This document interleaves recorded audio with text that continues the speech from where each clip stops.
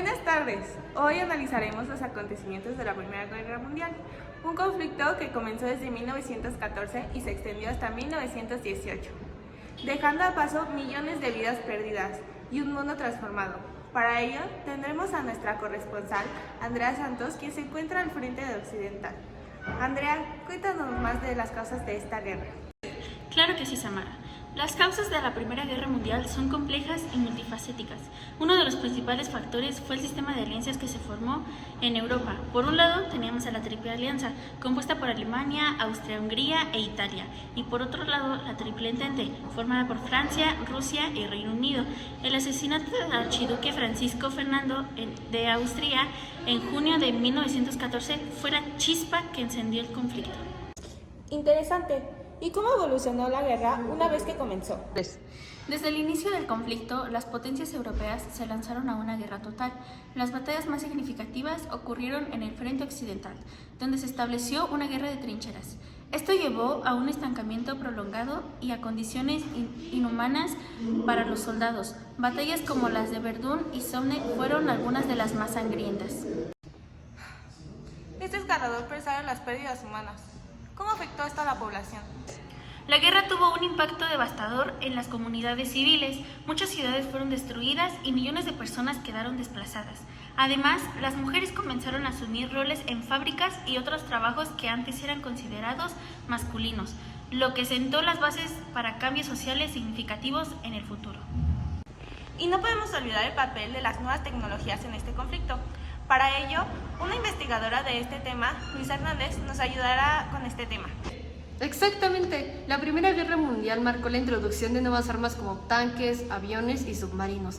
El uso de gas tóxico también fue devastador y dejó secuelas físicas y psicológicas en quienes lo experimentaron. Finalmente, ¿qué llegó al final de la guerra? La guerra terminó oficialmente el 11 de noviembre de 1918 con la firma del armisticio. Las potencias centrales fueron derrotadas y se llevaron a cabo negociaciones para establecer el Tratado de Paz, siendo el más famoso el Tratado de Versalles en 1919, que impuso duras reparaciones a Alemania. La señorita Luisa ha preparado un material para nosotros y para poder comprender más esta información. Buenas tardes, señor. ¿Cómo se llama y cuántos años tiene? Me llamo Frederick y tengo 106 años. Bueno, empezaré con las preguntas. Primera pregunta, ¿cuál fue tu primera reacción al estallar la guerra?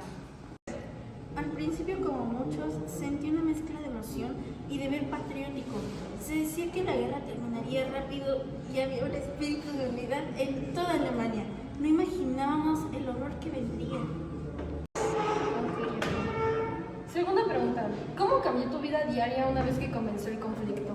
De la rutina diaria pasé al entrenamiento militar y poco a poco después al frente. La disciplina, el frío y el hambre se volvieron parte de mi existencia. La vida dejó de girar en torno a la familia y el trabajo y se convirtió en una lucha constante por la supervivencia. Sí, entiendo. Tercera pregunta, ¿cómo te sentías acerca de las razones que llevaron a la guerra? Al principio confiábamos en que luchábamos por el honor de Alemania y la defensa de nuestra nación, pero con el tiempo vi cómo la política y el nacionalismo nos había arrastrado a un conflicto devastador. En verdad, fue muy duro. Pregunta número 4. ¿Recuerdas algún evento en específico que te marcará durante la guerra? Nunca olvidaré la Navidad en 1914. En algunos sectores del frente hubo treguas espontáneas entre alemanes e ingleses.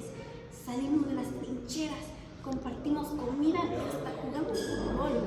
Fue un momento de humanidad en medio de la locura. Haré una última pregunta.